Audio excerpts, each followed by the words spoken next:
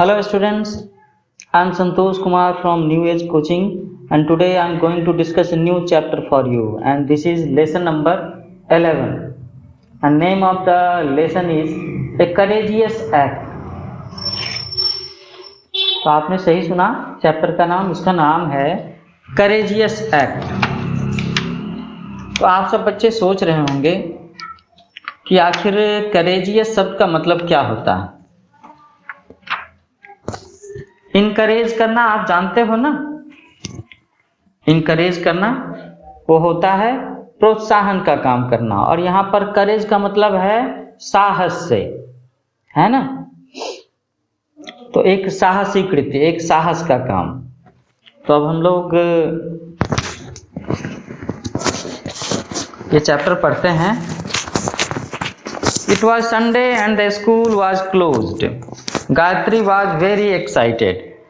She was going fishing in the sea with her father. तो ये Sunday का दिन था और स्कूल बंद था। गायत्री एक लड़की का नाम होता है। तो गायत्री was very excited, वो बड़ी रोमांचित थी और खुश थी। She was going fishing in the sea with her father. वो समुद्र में अपने पिताजी के साथ में मछली मारने जा रही थी। तो प्रोबेबली गायत्री के परिवार का जो ऑक्यूपेशन का सोर्स रहा हो वो फिशिंग ही रहा हो, ऐसा हो सकता है ना। तो गायत्री अपने पिताजी के साथ में फिशिंग के लिए मछलियां मारने जा रही थी। गायत्री's फादर वाज ए फिशरमैन, उसके पिताजी एक मछुआरे थे। Every day he went out fishing to the sea, और वो हर रोज समुद्र में मछली मारने जाया करते थे। He had promised Gayatri that he would teach her fishing, और उन्होंने प्रॉमिस किया था कि गायत्री को वो मछली पकड़ना सिखाएंगे। She wanted to take up her father's profession when she will grow up, और गायत्री चाहती थी कि जब वो बड़ी हो जाएगी तो आगे चल करके वो अपने पिताजी का प्रोफेशन ही अपनाए, वही काम करे जो उसके पिताजी करते हैं, that is fishing. So as Gayatri was tying her shoelaces, she heard a news flashed on radio. तो जैसे ही गायत्री अपने जूते वगैरह बांध रही थी तो उसने एक न्यूज सुना जो अभी अभी रेडियो पर आया। A cyclonic storm was expected to hit the village within the next 24 hours. तो बच्चों ये बहुत ही ध्यान देने वाली बात है। A cyclonic storm, एक चक्रवाती तूफान, स्टॉर्म का मतलब होता है तूफान। एक चक्रवाती तूफान के उस गांव को अगले 24 घंटे में हिट करने की संभावना जताई जा रही थी रेडियो की न्यूज में। और चक्रवाती तूफान कैसे होते हैं? बहुत ही खतरनाक होते हैं। कई बार अगर उसका असर बहुत जोरदार रहा तो गांव के घर, बिजली के खंभे, पेड़ पौधे सब तबाह हो जाते हैं, है ना। She knew that the cyclone would bring strong wind, heavy rains and high tides in the sea. तो गायत्री जानती थी कि अगर ये तूफान आएगा, ये चक्रवाती तूफान आएगा, ये चक्रवात आएगा तो क्या होगा? उसके साथ बहुत तेज हवाएं होंगी, बहुत भारी बारिश होगी और समुद्र में ऊंची ऊंची लहरें उठेंगी। It would topple trees and damage houses also. ये पेड़ों को जमीन पर से उखाड़ देगी और न जाने कितने घरों को कितना नुकसान होगा। टॉपल का मतलब है जड़ से उखाड़ देना और डैमेज का मतलब क्या है? नुकसान पहुंचाना। There would be heavy rain which could cause flood, और ऐसा भी हो सकता है कि बहुत ज्यादा बारिश हो जिससे कि बाढ़ आ जाए, flood. She rushed outside to warn her father, और जैसे ही गायत्री ने ये न्यूज सुना रेडियो पर, वो दौड़ करके बाहर में आई और उसने अपने पिताजी को सावधान करना चाहा। Both of them heard that loud clap of thunder, और उसी समय उन दोनों ने आकाश में एक बिजली कड़कने की, ठनका ठनकने की बहुत जोरदार आवाज सुनी। Big drops of rain started falling, और तभी वहां पर मोटी मोटी बारिश की बूंदों के साथ में बारिश शुरू हो गई। They could see the waves of the sea rising higher and higher, और अब वे दोनों देख सकते थे कि समुद्र में ऊंची ऊंची लहरें उठ रही हैं जो लगातार ऊंची होती जा रही हैं। So it was late in the evening, ये शाम का समय था और शाम में भी थोड़ा आगे का समय था, अंधेरा हो रहा था। The cyclone had hit the area. It had been raining continuously. तो चक्रवात ने उस गांव को हिट किया था, गांव में पहुंच गया था चक्रवात, और अब वहां पर लगातार बारिश हो रही थी। It was raining continuously. Flood water had already entered Gayatri's house, और बाढ़ का पानी गायत्री के घर में पहुंच चुका था। She had placed all the small house hold items like food articles, utensils, candles and match boxes on beds, tables and chairs. By the morning, a lot of water had entered the house. तो अब यहाँ पर गायत्री ने बाढ़ से बचने के लिए क्या किया था, ये आपको ध्यान देने की जरूरत है। तो चूंकि बाढ़ का पानी गायत्री के घर में आ रहा था, तो गायत्री ने जो भी जरूरी चीजें हैं, जैसे कि खाना है, और भी सामान है, बर्तन वगैरह है, कैंडल मोमबत्तियां और माचिस की तीलियां, बिस्तर, टेबल, कुर्सी, इन सब चीजों को उसने अपने ऊंचे जगह पर रख दिया था, है ना।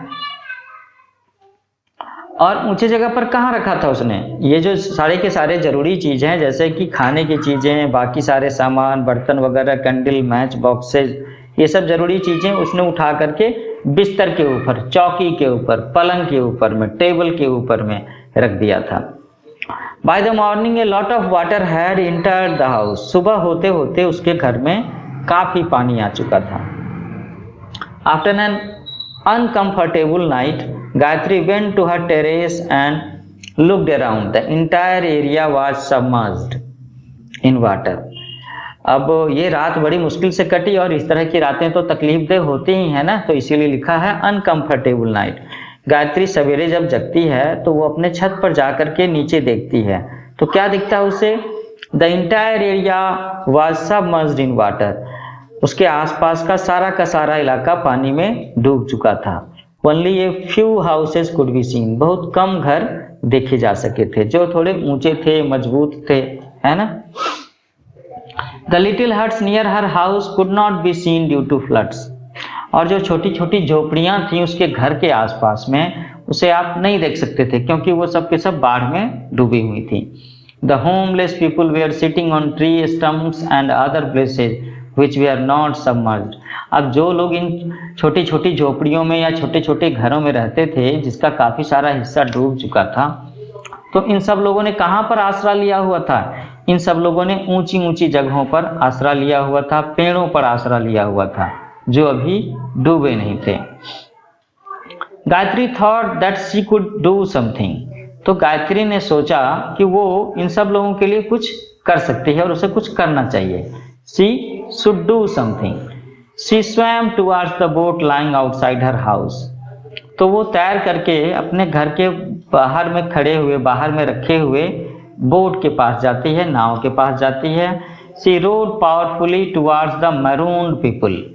और उसके बाद वो जल्दी से नाव को खे करके उन लोगों के पास में पहुंचती है जो बहुत ही परेशान हैं, बहुत ही मुश्किल में हैं, है ना, जिनके पास में कोई आसरा नहीं है, जो किसी न किसी जगह पर फंसे हुए हैं। मैरून्ड पीपल का मतलब है फंसे हुए होना। She helped them board the boat and rowed to the town hall. उसने उन सब लोगों को अपने बोट पर बिठाया और उसके बाद नाव को खेकर उन्हें टाउन हॉल पहुंचाया। तो इसका मतलब है कि टाउन हॉल जो जगह थी वो थोड़ी ऊंची जगह रही होगी और सेफ रही होगी, अभी पानी में डूबा नहीं होगा। There they were received by the district authorities. Then she returned home and requested her mother to give her some clothes, food, matchboxes and candles. तो इस तरीके से उन लोगों को उसने नाव पर बिठा करके टाउन हॉल पहुंचाया। वहां पर जो डिस्ट्रिक्ट अथॉरिटीज थी, जैसे कि शहर के मेयर होंगे, क्या बोलते हैं, बीडीओ हो सकते हैं, डीएम हो सकते हैं, कलेक्टर हो सकते हैं, तो इन सब लोगों ने इन लोगों को रिसीव किया, इन सब लोगों के रहने खाने की, शेल्टर की व्यवस्था की। उसके बाद में गायत्री फिर अपने घर पर आती है and requested her mother to give her some clothes, food, match boxes and candles. तो सोचो बच्चों, वो घर पर आकर के अपनी माँ से कपड़े, खाने की चीजें, मैच बॉक्स, कैंडल क्यों मांगती है? ताकि वो इन चीजों को ले जा करके टाउन हॉल में उन लोगों को दे सके, जिसको उसने वहां पर पहुंचाया था। She packed them in a waterproof bag and returned to the town hall. She handed over the material to the supervisor of the temporary shelter who distributed them to the people.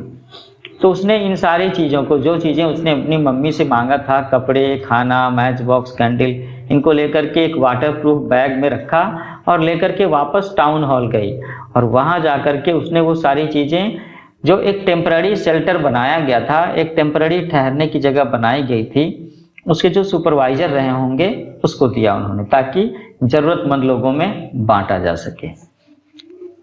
They felt warm and happy, तो ये चीज़ें पा करके उन सब लोगों को थोड़ी खुशी हुई, थोड़ी ज़रूरत की चीज़ें मिल गई। Gayatri was happy to that she could do a little help to them. तो अब गायत्री बहुत खुश थी। क्यों? क्योंकि वो उन जरूरतमंद लोगों की थोड़ी सी ही सही कुछ न कुछ मदद तो उसने कर दी थी। She had helped her neighbours in their hour of need, तो इस तरीके से उसने अपने पड़ोसियों की मदद की थी जिस समय उनको सबसे ज्यादा जरूरत थी, है ना। तो बच्चों यहाँ पर नीचे एक लाइन लिखा है कि in the hour of crisis most people ask for help but courageous people render help to others. तो मुश्किल के समय में क्या होता है कि बहुत सारे लोग मदद मांगते हैं आपसे। मुश्किल के समय में, खतरे के समय में बहुत सारे लोग आपसे मदद मांगते हैं, लेकिन जो साहसी लोग होते हैं वही उनकी मदद करते हैं, है ना। यहाँ पर हम लोग कुछ डिफिकल्ट वर्ड्स देख रहे हैं, जैसे कि है फिशरमैन, तो आप समझते होंगे मछुआरा। साइक्लोन, साइक्लोन का मतलब है चक्रवात। एक्सपेक्टेड, अपेक्षित, मतलब आने की, होने की उम्मीद। हाई टाइड, तो ये जो समुद्र में ज्वार भाटा आता है ऊंची ऊंची लहरों वाली, उसे। फ्लड, फ्लड का मतलब है बाढ़। टॉपल, टॉपल का मतलब होता है गिर पड़ना। रोड, गिर पड़ना मतलब क्या, पेड़ों के बारे में अगर कहें तो जड़ से ही गिर पड़ना। रोड, ROWED, इसका मतलब चप्पू से नाव चलाना। मैरून्ड, MAROONED, तो किसी जगह पर फंस जाना। ऑथोरिटीज, आप समझ सकते हो, प्राधिकारी हो, व्यवस्थापक, जैसे कि हर शहर में ऑथोरिटीज होती हैं ना, गवर्नमेंट ऑथोरिटीज, गवर्नमेंट बॉडी होती हैं। टेम्पररी, टेम्पररी का मतलब है अस्थायी।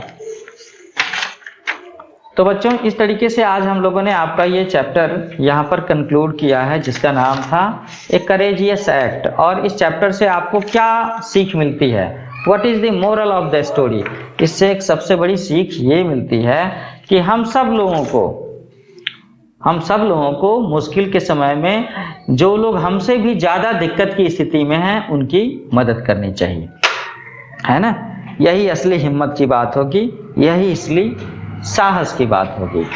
और ऐसे ही एक हिम्मती एक्ट, एक साहसी एक्ट की चर्चा है इस चैप्टर में, जिसका नाम था करेजियस एक्ट। तो बच्चों जल्दी ही मैं इस चैप्टर के फॉलोअप सेशन में आपसे मिलूंगा, जहां पर मैं इस चैप्टर के क्वेश्चन आंसर को सॉल्व करने में आपकी हेल्प करूंगा। तो और इसके आगे भी हम लोग नया नया लेक्चर, नया नया चैप्टर लेकर के मिलते रहेंगे। आप मेरे चैनल का नाम याद रखना, इसे शेयर करना, सब्सक्राइब करना। इसका नाम है न्यू वेज कोचिंग। ओके, अपना ख्याल रखना।